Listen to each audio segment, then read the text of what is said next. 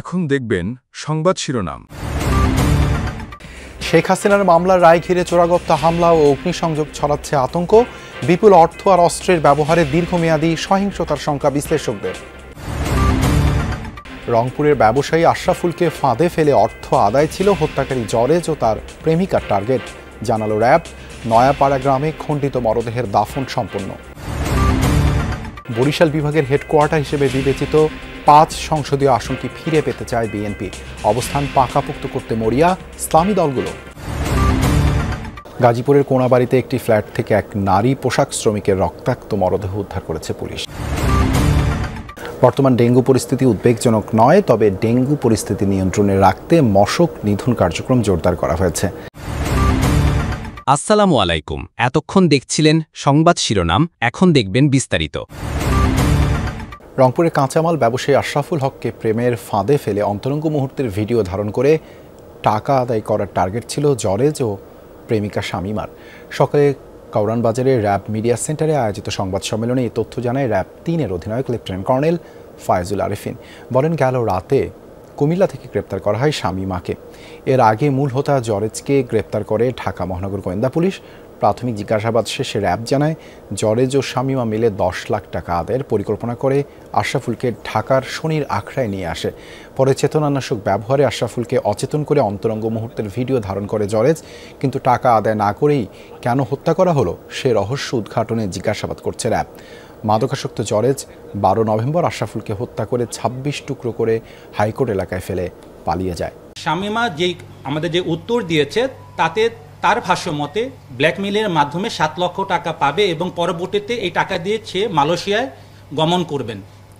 এবং আমরা এটাও দেখতে পাই যে জরেজের মোবাইল বিশ্লেষণ করে যে সে অলরেডি মালয়েশিয়া যাওয়ার জন্য সে পাসপোর্ট সংগ্রহ করার জন্য সে অলরেডি তার পাসপোর্ট অফিসও তার প্রস্তুত রয়েছে পাসপোর্ট।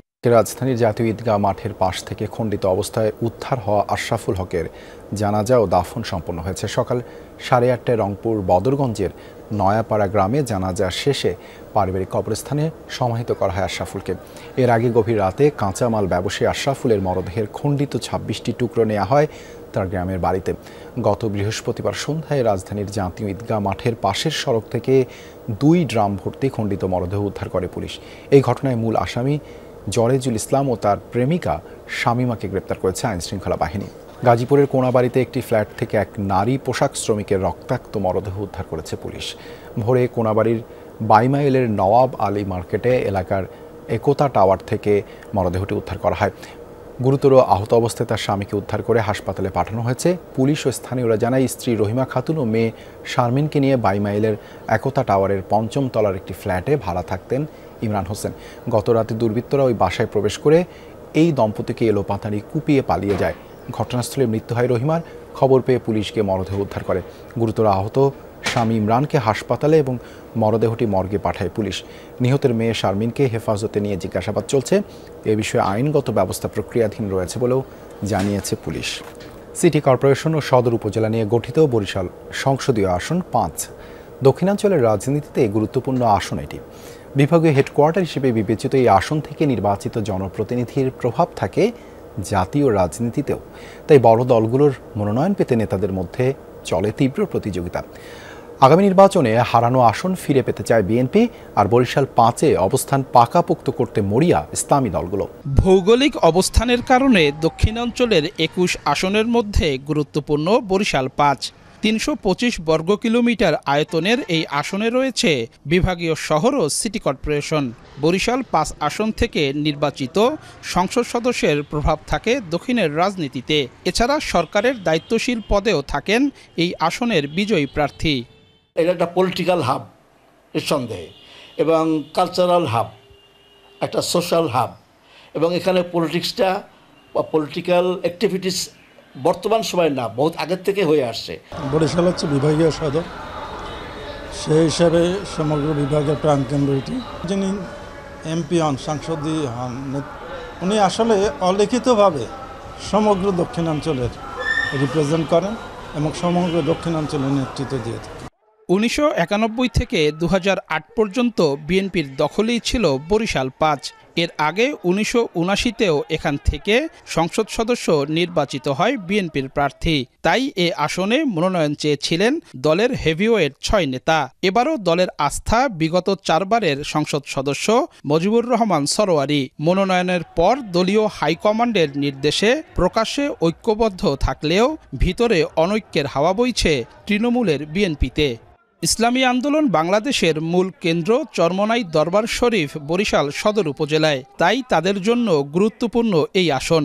এখানে প্রতিদ্বন্দ্বিতা করবেন দলের সিনিয়র নায়েবে আমির মুফতি ফয়জুল করিম। সংসদ সদস্য ও সিটি মেয়র পদে প্রার্থী হয়ে নির্বাচনের অভিজ্ঞতা রয়েছে তার।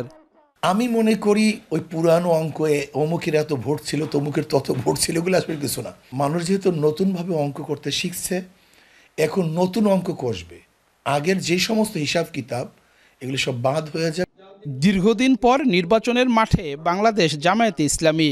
বরিশাল 5 আসন থেকে প্রার্থী হয়েছেন দলের সহকারী সেক্রেটারি জেনারেল মুয়াজ্জেম হোসাইন হেলাল। ভোটের মাঠে জয়ের ব্যাপারে আশাবাদী তিনি। জামাত ইসলামী যে সিদ্ধান্ত নিয়ে যাকে নমিনি হিসেবে মনোনয়ন দিয়েছে, তাদের সেই ভাইকে নিয়ে তারা কাজ করতে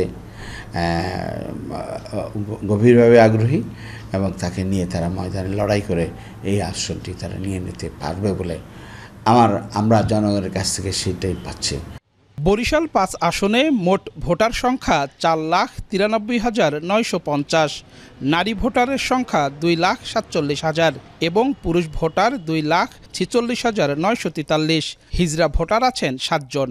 বর্তমান ডেঙ্গু পরিস্থিতি উদ্বেগজনক নয়, তবে ডেঙ্গু পরিস্থিতি নিয়ন্ত্রণে রাখতে মশক নিধন কার্যক্রম জোরদার করা হয়েছে, এমনটাই জানিয়েছেন ঢাকা দক্ষিণ সিটি কর্পোরেশনের প্রশাসক মোহাম্মদ মাহমুদুল হাসান। সকালে রাজধানীর শনির আখড়ায় বিশেষ পরিচ্ছন্নতা ও মশক নিধন অভিযানে এ কথা জানান তিনি। বলেন, জরিমানা কোনো সমাধান নয়, প্রয়োজন জনসচেতনতা। এডিস লার্ভা প্রতিরোধে সচেতনতা বৃদ্ধিতে নিয়মিত অভিযান পরিচালনা করছে ঢাকা দক্ষিণ সিটি কর্পোরেশন। এর অংশ হিসেবে আজ 400 পরিচ্ছন্নতা কর্মী শনির আখড়া এলাকায় অভিযানে অংশ নেয়। ঢাকা দক্ষিণ সিটির প্রশাসক জানান, খাল ও নর্দমাগুলো নিয়মিত পরিষ্কারে এই ধরনের অভিযান অব্যাহত থাকবে। এ যেন প্রশাসনের ছত্রছায়ায় চাঁদাবাজি। নোয়াখালীতে সরকারি খাস জমি ইজারা দেয়া হচ্ছে হাট বাজারের জন্য, অথচ নির্ধারণ করে দেয়া হচ্ছে না টোলের পরিমাণ। এই সুযোগে যানবাহন থেকে ইচ্ছে মতন টোল আদায় করছে ইজারাদাররা। এমনকি বাজার ছাড়িয়ে পার্শ্ববর্তী সড়ক থেকেও টোলের নামে চাঁদাবাজি চলছে। কেউ দিতে অস্বীকৃতি জানালে গাড়ি ভাঙচুরের পাশাপাশি করা হয় মার। নোয়াখালীর সরকারি খাস জায়গা হাট বাজারের জন্য ইজারা দেয় উপজেলা প্রশাসন। উদ্দেশ্য থাকে কিছু রাজস্ব আদায়ের, কিন্তু এই ইজারাই এখন পরিবহন সংশ্লিষ্ট ও ব্যবসায়ীদের গলার কাটা হয়ে দাঁড়িয়েছে। এ সকল হাট বাজারের ব্যবসায়ী ও পরিবহন থেকে টোল আদায় করে থাকেন ইজারাদাররা। অভিযোগ রয়েছে, উপজেলা প্রশাসন থেকে টোলের পরিমাণ নির্ধারণ করে না দেয়ায় আদায় করা হয় বাড়তি টাকা। অভিযুক্তদের দাবি, যতটুকু খাস জমি ইজারা দেয়া হয় সেখানে বাজার বসিয়ে লাভ হয় না, তাই মহাসড়কের পাশ থেকেও নেওয়া হয় টোল। 80 লাখ টাকা নিছে বাজার ইজারাদার। খাসের জায়গা ওখানে কম, খাসের জায়গা নাই বলতে বোঝা যায়। আর আপনার ওই যে হাইওয়ে সাইডে বসি কিছু খাজনা টাজনা আমরা নিচ্ছি,